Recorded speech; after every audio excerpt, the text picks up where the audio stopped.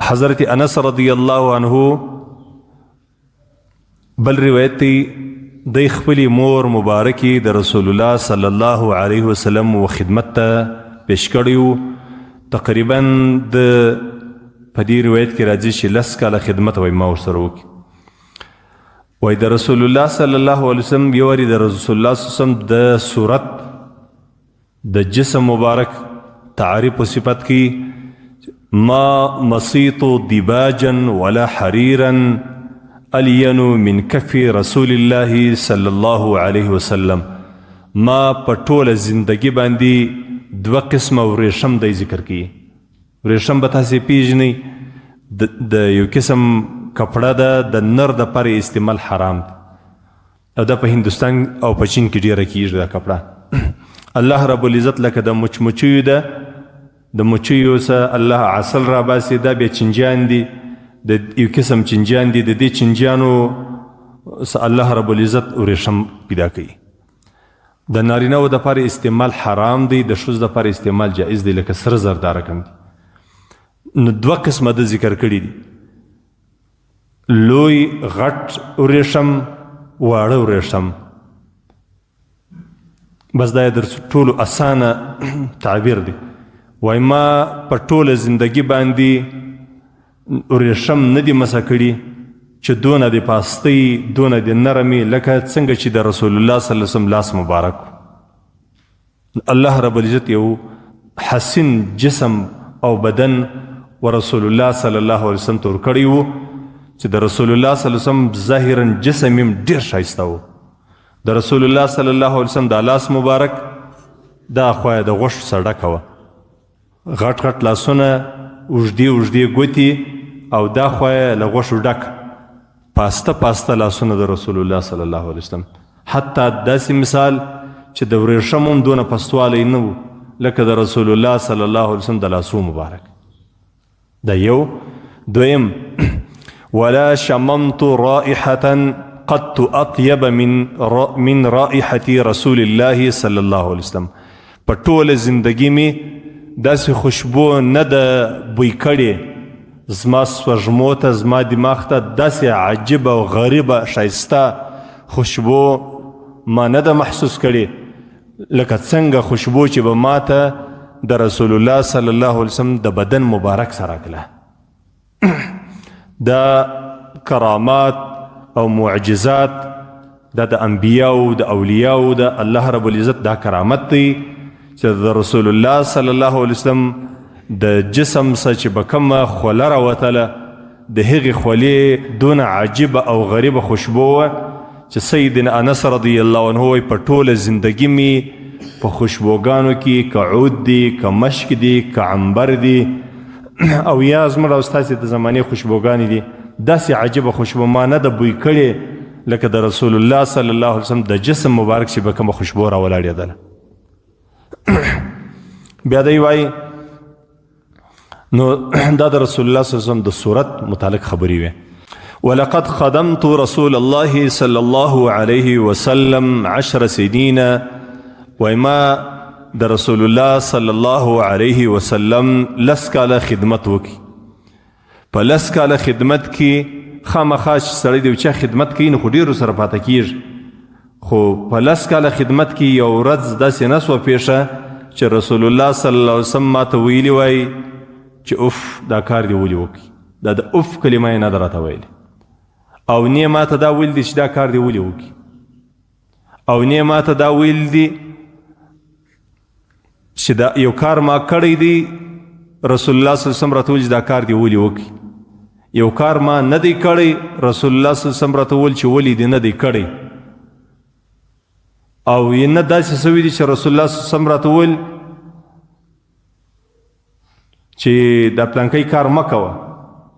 نه داسې سوي دي چې رسول الله صلی الله علیه وسلم راته ویل چې کاشکې تا دا پلانکی کار کړی وای مقصد د خبرې دا دی رسول الله صلی الله علیه وسلم آداب و احترام و خپلو کشرانو کشتیانو ته ښووله خو داسې د ګیلې په شکل باندې چې داسې کلمات سړی چاته وایي چې تا دا کار ولې نه دی کړی یا دا کار دی ولې وکړي یا دا کار کاشکې تا کړی وای د ګیلې په ډول باندې یا یو قسم د سړي د مزاج د نه لګېدلو په وجه باندې سړی چاته یو څه ووایي دا رقم رسول الله صلی الله علیه وسلم نه دي کړي. د دې تورو سبا دا معنا نه اخلي چې رسول الله صلی الله علیه وسلم امر بالمعروف نهي عن المنکر نه کوي. نه، رسول الله صلی الله علیه وسلم د ټولو زیات سخت امر بالمعروف او نهي عن المنکر کوي. په هغه ځای په هغه مقام بیا سړی تر لاس نیوي چې دا کار د غیر شرعي کار دی. ځکه د پیغمبر په باره کې د دې شي تصور دا عظیم او کبیره ګناه ده. د پیغمبر صلی الله علیه وسلم په باره کې دا تصور چې یو کار د کولو دی او د دې ویلي نه چې وکړي او یو کار د نه کولو دی، یعنی پرېښول یې ضروري دی، او پیغمبر صلی الله علیه وسلم دی و چاته نه ویلي چې ته دا مه کوه. د دې تصور په ذات اقدس کې د پیغمبر صلی الله علیه وسلم دا کبیره ګناه ده او دا یو قسم نعوذ بالله پر رسول الله صلی الله علیه وسلم باندې اتهام د عدم تبلیغ دی. رسول الله صلی الله علیه وسلم الله راستولی د تبلیغ دپاره او د دین دپاره چې دین خلکو ته وښیي. نو هغه کارونه چې رسول الله صلی الله علیه وسلم وایي ویې کوي دا هم دین دی، او هغه کارونه چې رسول الله صلی الله علیه وسلم وایي چې مې کوي دا هم دین دی. نو داسې نه دي سوي رسول الله صلی الله علیه وسلم به د خپل طبیعت څه یو چاته نه ویل چې د دا کار وکړه. خامخا به هغه د الله جل جلاله له طرف شول سوی کار. داسې چې قرآن پر نازل سوی دی دغه وحی مطلوع ده که غیر مطلوع ده، او یا به رسول الله صلی الله علیه وسلم داسې نه دي سوي چې د خپل طبیعت یو چاته ویل دي چې ته دا کار مه کوه. که چیرې هم یو وخت د رسول الله صلی الله علیه وسلم څخه داسې یو کار سوی دی چې چاته ویل چې ته دا مه کوه، مشروع په ډول باندې یا د تجربې په دغه باندې، او هغه خبره بیا په حقیقت کې هغه رقم نه ده سوی، رسول الله صلی الله علیه وسلم معذورت کړی دی، بیا عذر یې ویلی. لکه مثلا دا خبره ماله مخه کړې ده، رسول الله صلی الله علیه وسلم د مدینې منورې صحابه کرامو ډیر کار کشت و کرونده وه، مطلب باغونه و دا شیانو. یو وخت رسول دی سیزن د پسرلي سیزن دی دا پیوند کوي، پیوندکاري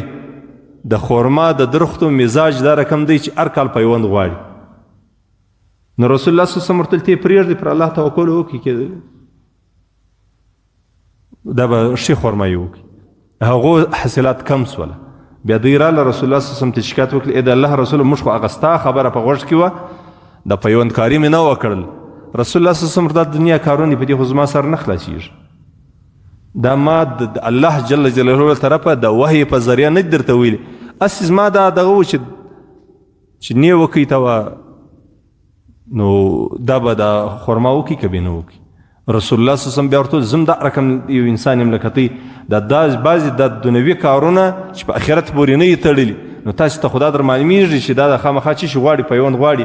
باید چې تاسې خپله پیوند کړی وای او دا ما چې درته ویلي په دې کې زه معذرت غواړم، زه هم ستاسې رقم یو انسان یم، د الله بنده یم. په دې خبرې کې مې مقصد دا دی، بعضې خلک دا رقم یې د بدعتیان،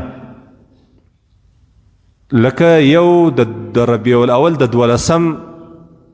د میلاد بدعتیان، نو دی دا درته وایي چې یا رسول الله صلی الله علیه وسلم خدای هم نه دی ویلي چې مې کوه، ته د نه کولو دلیل ما ته ووایه. نو رسول الله صلی الله علیه وسلم چې دا یو کار بیا نه کوي، دا نه کول په خپله بس د دې دلیل دی چې دا کار شي نه دی، دا کار خوندور نه دی. که خوندور وای ځکه د رسول الله صلی الله علیه وسلم خو بحثت د دې دپاره سوی دی چې امر بالمعروف او نهی عن المنکر وکړي. نو دا خو د رسول الله صلی الله علیه وسلم نعوذ بالله د هغه د شان اقدس په باره کې دا تصور پیدا کیږي چې هغه نعوذ بالله خیانت په تبلیغ کې کړی. نو زما ورونو د دې روایت اساسي مقصد دا او زه لرې ولاړم چې رسول الله صلی الله علیه وسلم به حضرت انس رضی الله عنه ته خامخا په کرات و مراتو د ډیرو شیانو ویل چې دا وکړه، د بعضې شیانو بیرته ویل چې دا مه کوه. د دین په امورو کې خصوصا د رسول الله صلی الله علیه وسلم د خدمت سره چې اړه درلوده، نو خامخا حضرت انس رضی الله عنه دا ځوان و هلک و، داسې به سوي چې بعضې کارونه د ده په طبیعت نه دي سوي، خو ده بیا هم د ښو اخلاقو په خاطر نه درته ویل چې دا دې ولې نه دی کړی، دا کار دې ولې پرېښو یا دا کار دې ولې نه دی کړی. دغه حدیث شریف څخه دا تورو مقصد دی. د دې دا معنا نه ده چې که چیرې د په خپل کور کې اولاد و یا د خادمانو او هغوی امر بالمعروف ته ضرورت و ته غږ نه ورته کوي زما ښه اخلاق دي، دا خو اخلاق نه دي، دا خو خیانت دی، دا خو ظلم دی چې ته د خپل اولاد سره کوي یا د خپلو کچرانو سره کوي یا درته ماتح ستا خادمان دي د هغو سره ته کوي. امر بالمعروف نهي عن المنکر هیڅوک هم نه دي مستثنا. پر هر چا باندې به کوشش کوو چې موږ عملي کړو. الله دې موږ ته د عمل کولو توفیق را نصیب کړي. د حدیث شریف روایت بخاري او مسلم دواړو کړی.